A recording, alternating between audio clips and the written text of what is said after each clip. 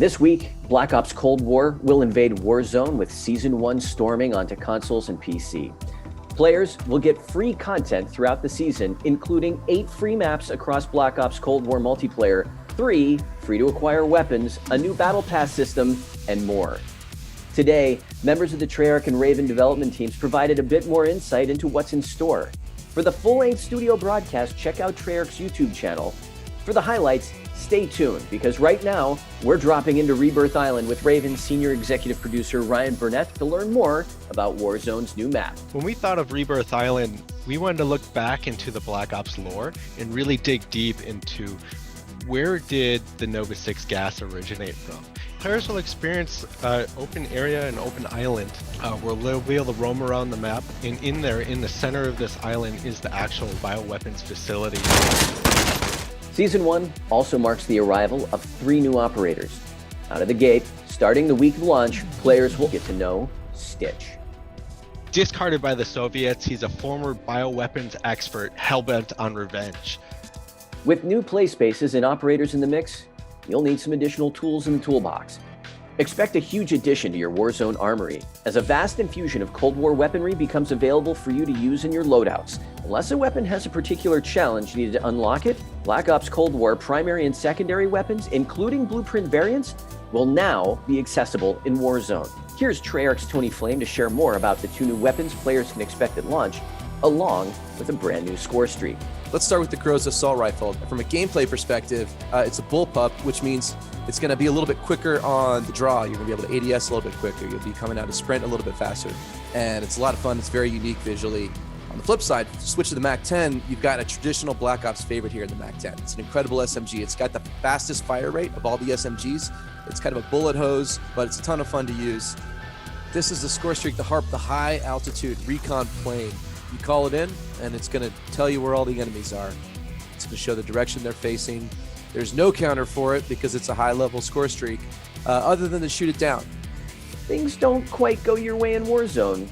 You'll get the chance for another go, but this time with 2 new Gulag experiences. The Rebirth Island is all about the prisoners, right? So as you go down the hallways, your metal detectors go off, alert your enemy, let you know where you're at. So we're adding a little twist there to your 1v1. Shifting gears to Black Ops Cold War multiplayer, the launch of Season 1 also ushers in the arrival of 8 maps, mixing up a range of 6v6, 2v2, and fireteam experiences. Here, for the rundown, is Treyarch's Matt Schrantz. We've got a new 6v6 map, The Pines, and an 80s mall. So we've got all the 80s mall fanfare. Raid is returning, plays really well in every game mode. The team has spent a lot of time focusing on making sure that Raid plays like it played in Black Ops 2. We'll have U-Bahn. It's actually under the Berlin Wall in an underground tunnel. We also have ICBM, which I believe is actually our smallest gunfight map. It's located in a launch facility.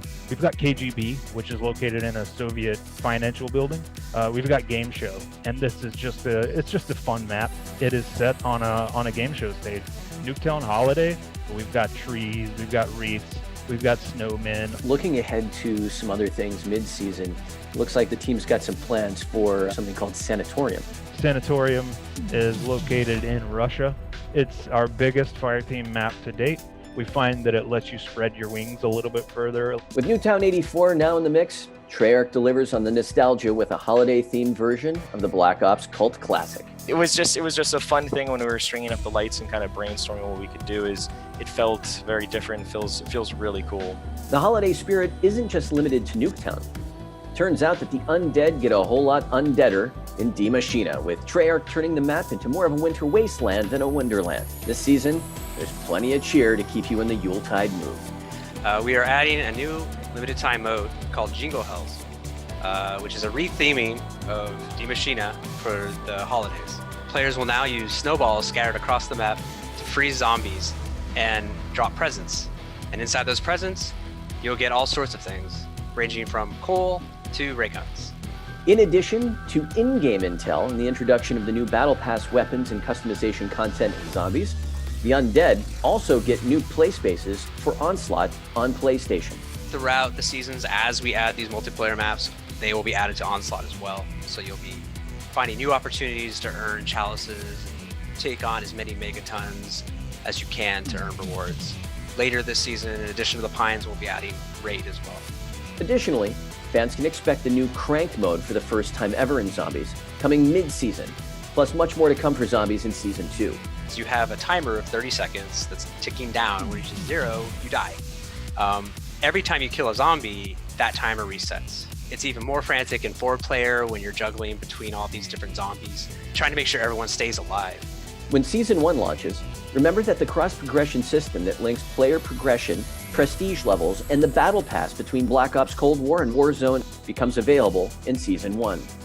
That's right, when Season 1 drops, expect your season level to be synchronized based on your current season level in Black Ops Cold War.